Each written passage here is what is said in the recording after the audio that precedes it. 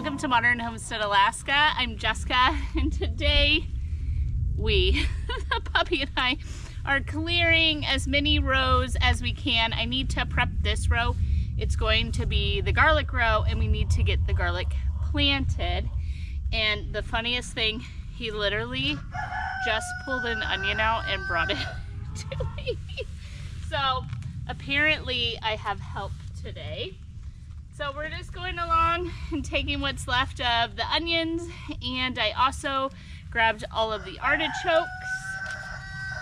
We're pulling the weeds, but leaving the roots of the good things like the Brussels sprouts that didn't produce. All of that is food for the microbes in the soil. And so we'll leave behind what we can and take out anything like the grass and such to prepare these beds for fall. No, you don't dig holes in Mama's garden. No, we don't dig in there. Come on, this way. Come on. These right here are just two huge forget-me-nots. So I grabbed some pots. I'm gonna go ahead and try and transplant these someplace else. I might even put them in the raised garden beds by my neighbors. Forget-me-nots is Alaska state flower. I learned that my very first day here in Alaska as a resident. My neighbor Carolyn taught me that, but I think these would be kind of wonderful right around those raised beds. So yeah, I'm gonna try and see if I can't dig them out. Wow. Okay. There's some onions right up next to it. So let me grab those out of my way.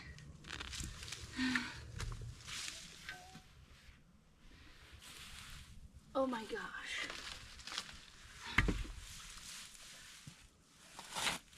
Okay. Oh wow. She's a monster. That's a huge plant.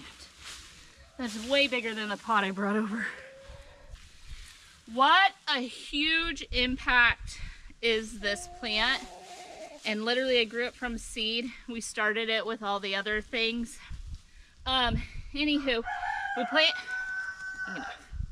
we planted these in the spring. They made these huge plants in less than a year. What a beautiful, powerful impact. Let me get a bucket and figure out some place to put them on the homestead.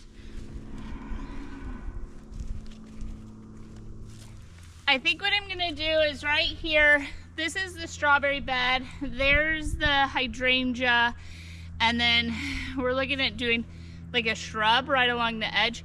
And because the forget-me-nots don't get tall, but they get huge, I thought they'd be really beautiful. There are planes. The neighbor is cutting wood over there. It is so loud.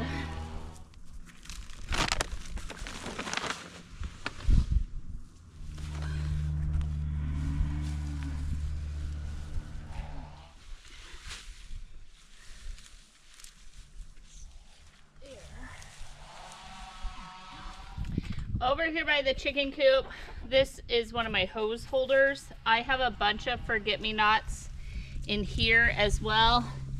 And I have this one in a pot. It's doing fine, but it won't overwinter in this pot. So I thought we could finish the drift if I pull some of these out of here. Even though they look great, they won't for much longer.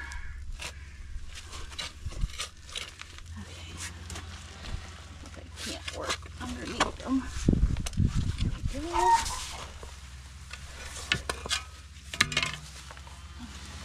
There's one.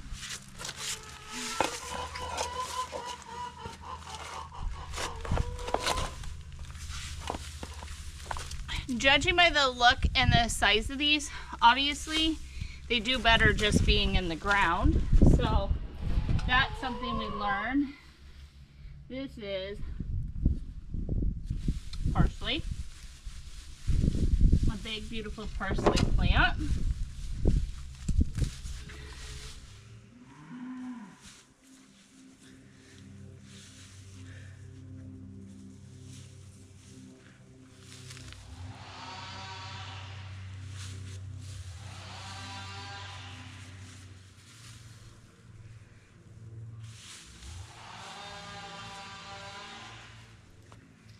I think anytime I don't have to replant something and I can kind of make the yard and the garden look a little bit more beautiful, a little more substantial, and not have to buy something, we should totally do it.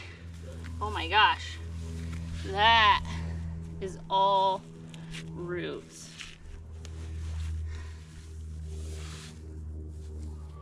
Now that we got those two, those are huge. I am so impressed with those. I am gonna harvest this little row of onions here and weed this section.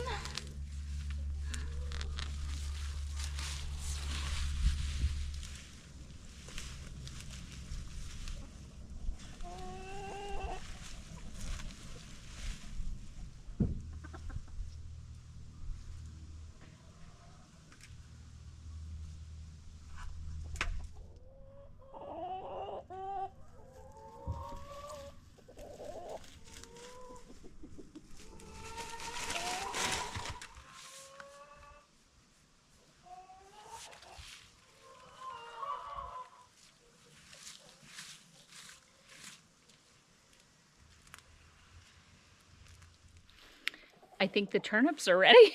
Aren't those? They're starting to split. They're so big. So I did pull these right here at the end. These are not quite ready. And so I was just gonna leave them, and I was working my way down and I found these hogs. So I'm gonna work my way through here. All of this that I'm leaving is seeds that I did plant, and it won't overwinter, but it is just something in the soil. So it's mustard greens, and there's salad greens over there, different stuff like that. Everything that I can leave in the garden, I do, but the rest of it we're gonna clean up. But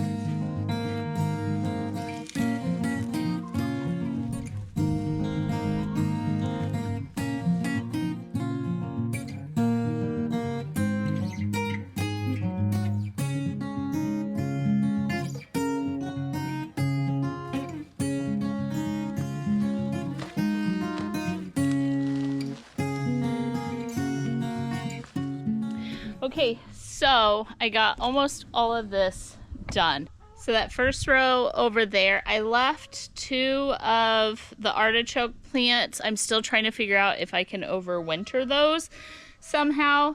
We have all the peas, I need to pull those. I left the green beans on. And then of course I leave all of the flowers in the end, and I'm looking over here and there's probably 100+ bumblebees on the flowers to the broccoli that we let go to seed. And so leaving all of the marigold on the ends of the beds is really, there you go, there's a bee right there. It really is food for them, because it will be a while before it actually snows and the bees go and hibernate for the winter time. And so it's just so important to me personally to keep drawing them. I feel like they would remember to come back to my garden next year if they found a good source of food, pollen, and those things here right now. So I keep saying I'm gonna pull the celery, and I really wanted to today, and then ended up pulling all of these turnips and rutabagas and so on. And I don't think I have the energy. It's been hours already. We transplanted 2 of the plants. I cut way back. This plant here gets huge and it shoots off these giant blue flowers. So when I was cleaning up these rows, look how many leaves. Our trees are almost done. It's so fall here. However, we have, at least in the next 10-day forecast, we're still not calling for our first frost. Today is, just so you know, the videos are about a week out. Today is Friday the 13th. That's creepy. But just as an FYI, we're not calling for our first frost yet. So there's several things, like the cabbages are fine until I'm ready to get to them. The celery is just way overgrown, but it is fine as well. We let a couple of them just kind of go to seed, and someone told me, oh, terrible idea. She did that and she found celery all over the garden. And so now I'm interested to see, because it grows so compact, I'm interested to see if it would spread. Maybe that's terrible and I shouldn't admit that. However, we trimmed this flower way back. I need to find a home for it as well. And I don't know if it can be trimmed back like that, but it was just so massive. And what I'm looking for is to just get the roots in the ground somewhere, because all of it will die back and it'll grow a new giant plant next year. I have 3 or 4 of them over there by the elderberry bushes. However, as the elderberries take over, these plants are not going to hold their own, and so they do need to find a different home. Can we just take a minute and observe the wall of sunflowers? Like, how fantastic. All these lower ones are starting to flower. I have giant heads up here. The multiple heads, they are just, it's so fun. My grandma can see them from her bedroom, and I think it's just fantastic as we clear out the garden for the season that those are still holding on. They have, that's the puppy bumping into the camera. They just have a bit left before the weather will negatively affect them. But I do have one more thing. No matter what, I told Aaron, no matter what, would get pulled out of the garden today.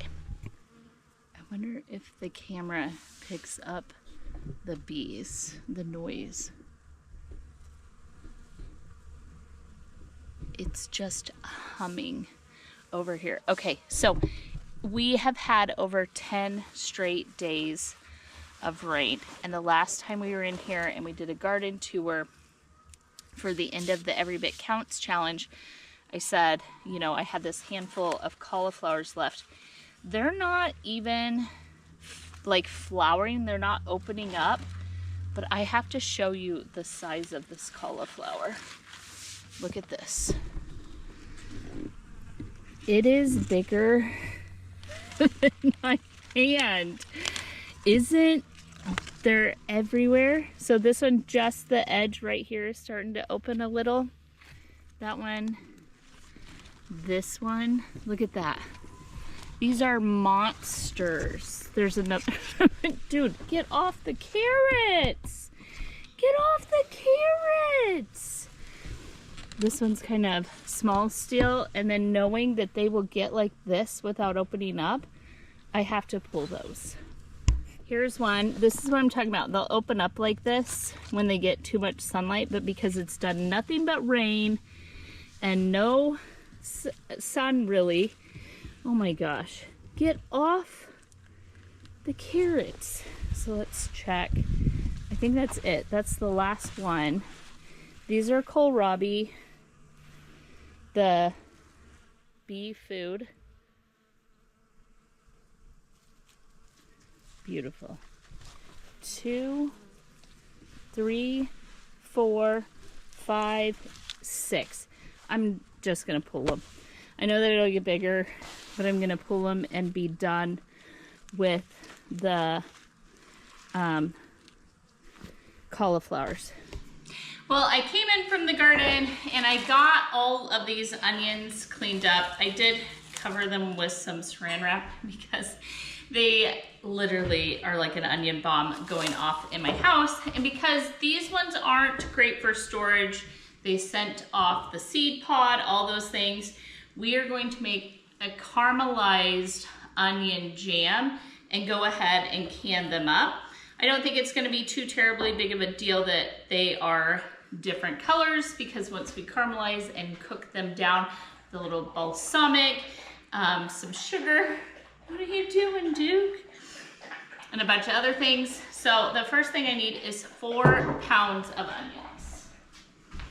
All right, so I cut the ends and the tops off of the onions and then just kind of scrub them a little so we didn't have so much dirt in the house. And now I'm just going to slice the onions, take off any that's no good on the outside, the blemishes, because we don't want to can up anything with blemish.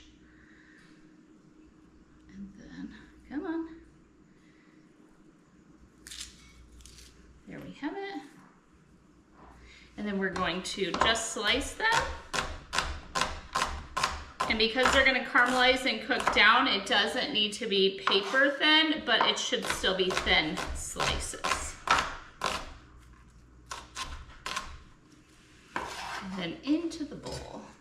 We are gonna cook these in a heavy bottom cast iron pan, but let me clean them up and then see how much in weight that we have.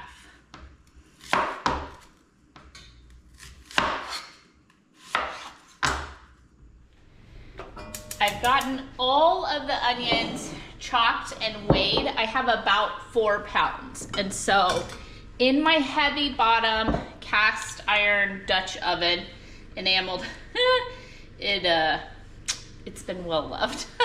Look how dark that is. It's insane. Anywho, it is clean. We're gonna get a little bit of oil down and the onions in. And we're slowly just gonna work these onions around with like a rubber spatula or something like that for about 10 minutes. They will cook way down.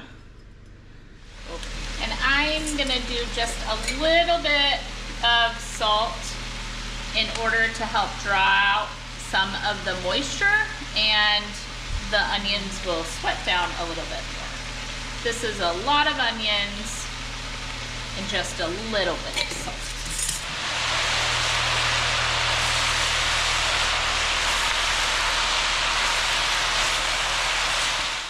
It has literally only been a couple of minutes and they're not starting to caramelize, but look how far they've cooked down. So we're already, what, almost half? All right, so now that our onion jam has cooked down quite a bit, I have this 100% pure pressed apple cider, and I read it, even though it doesn't say that they're organic, literally the only ingredient is apple juice. And so we want a cup of this in order to add some sweetness to the jam. And without adding some sweetness, I have been told and seen that what happens is they become very, very bitter throughout the canning process. So adding that 1 cup makes them really loose again, and we are just gonna cook them way down before we add the sugar and the vinegar. And those 2 things are what's going to make it to where we can actually can this onion jam with a water bath canner, as opposed to having to pressure can them. Onions are a low acid food. So acid, thinking lemon, vinegar, jams and jellies, which are loaded with sugar and fruit. All of those sort of things can be water bath. So to be able to water bath the onions, so if you were canning just the onions, say in water, you would have to pressure can them. So in order to do that, we're gonna add sugar and we're gonna add vinegar. That's gonna bring the acid level up enough that we are going to be able to water bath can. So I hope that helps clear up some of the understanding for anyone that doesn't know. So now we're just gonna heat this back up and let it simmer and cook down. All right, as this is starting to simmer and cook down just a little bit, I went to my porch and we have sage and rosemary and thyme. I will fish out the stems, but this is gonna cook for about 45 minutes. And so it'll really break down the herbs quite a bit. But whatever little stems are left, I'll just come through and fish them out. We have a cup of white sugar that is going to go in. Because I used a combination of recipes on this, and because I used the apple juice, I cut down the sugar. And then we need a cup and a half of a good balsamic vinegar. I get this is an organic one from Azure. I think it is fantastic and it just lasts forever. So cup and a half of that. I'm not lowering the vinegar because we are doing, sorry, I'm looking, Aaron's outside with the dogs and Wyatt's pulling in, and my mom heart always panics a little that one of the puppies might run under. Anywho, so we are not going to lower the vinegar because we didn't use any other form of acid. So this is going to come back up to the simmer, and it is going to cook for 45 minutes until it's the consistency of a jam.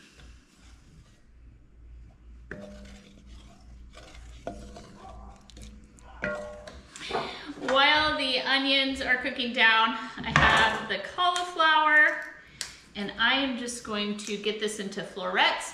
I went ahead and got a pot of hot, salty water going, and I'm just going to go ahead and blanch and freeze all of the cauliflower. It needs to be washed, but I thought maybe I'd break it apart and only wash it once. So I like to do the biggest florets possible. Yeah, that's plenty.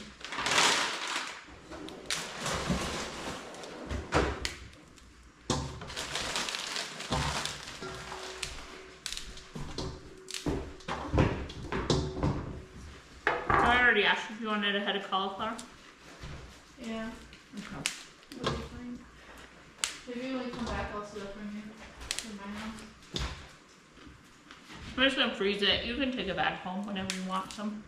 Alright, sounds good. What a beautiful amount of garden fresh cauliflower. It's so yummy. So I'm gonna rinse this before we boil it because it does still have some garden dirt and other things on it, and then we'll blanch it. So I have boiling salted water, and we're just gonna work in batches. It's gonna take 2. So here's the first rinse batch. This is only gonna go for about 2 to 3 minutes, and I'm gonna get some ice cold water going in the sink to swap them out. All right, it's been just a couple of minutes, and now like the ones with green are really bright green.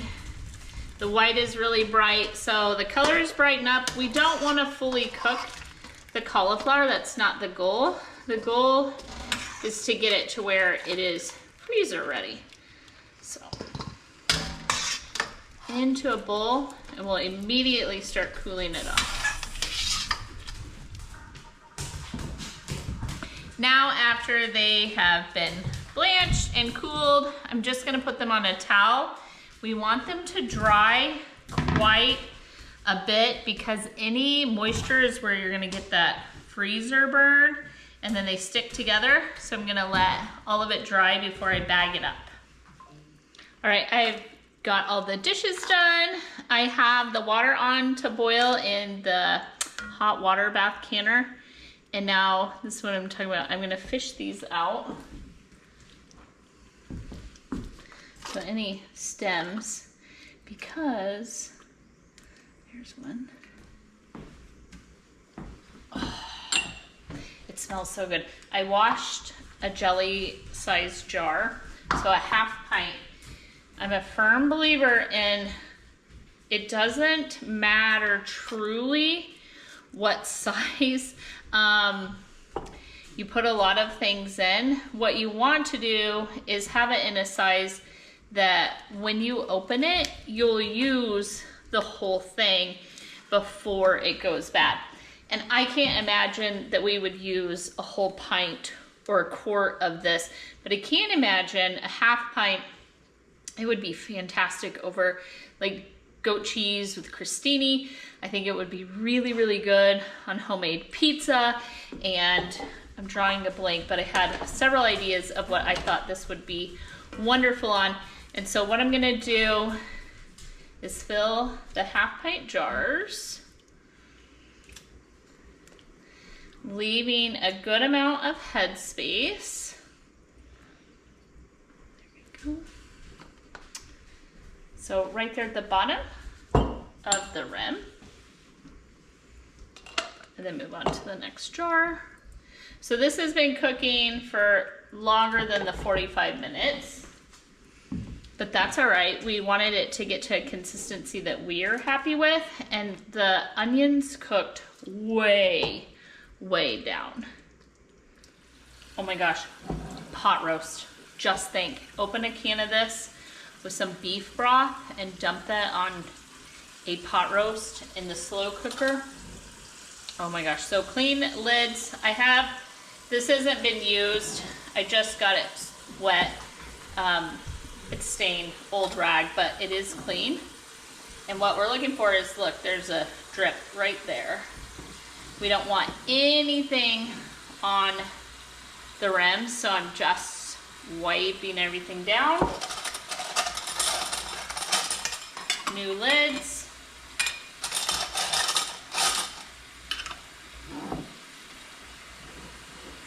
I'm immediately washing the pot that it's been cooking in. I don't have anything stuck to the bottom, so that is good. Okay. Get these last two. So it made 7. So that's great. I mean, that's, to me, I can't imagine that we would use a ton more of this in the year. They're hot. I can hear that is starting to come up to temp. We're gonna get these in.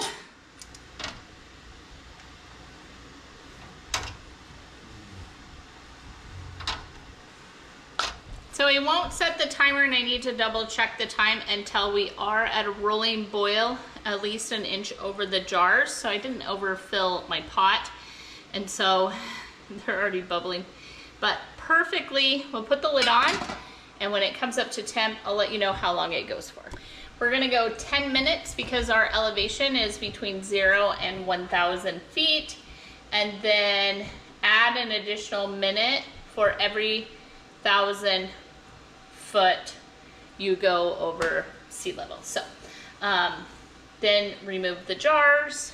We're not gonna move them or touch them for 24 hours after we pull them out, and then we will pull the rings tomorrow, wipe off all the jars, and we will label them, date them, and put them in the pantry. I have a handful of vacuum seal bags here that I am just gonna try and get a good amount of the cauliflower, just a serving, a family size, whatever we will normally eat. If you're an individual, you might just wanna have little tiny packages. If you have a family bigger than mine, you might want to have giant packages.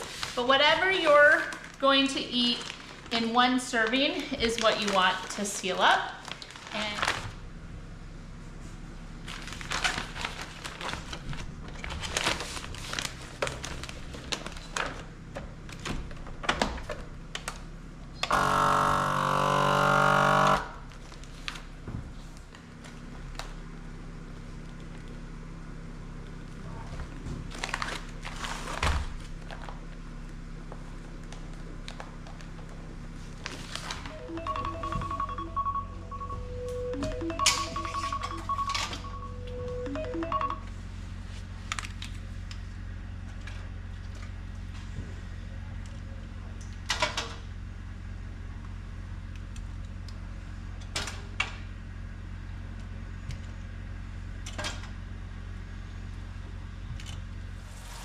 On to the final project of the day. I'm just gonna wash this last pan and the couple of things I use to can up the onions. I've already got the cauliflower in the freezer. Everything's labeled, the jars are done. And now I just wanna have a perfectly clean kitchen so that when I am ready to jump in here, it is ready for me to start a new project. And I hope that you will join us for whatever projects are next on the channel, and you can do that by hitting the subscribe button. If you ring the bell, you'll get notification. Thumbs up and comments all help our channel to grow. And with that, I hope that you have a fantastic week. I hope that you're blessed, and I hope that you take just a couple of minutes to find something to be really, truly thankful for in your life today as we reflect on these changing of seasons, and the garden is on its way out. The trees are nearly all yellow and orange and beautiful. It just is such a fantastic time for harvest and preservation. Looking forward to the future. So I hope you find something to be grateful for yourself as well. With that, have a beautiful week, and I will see you in the next video.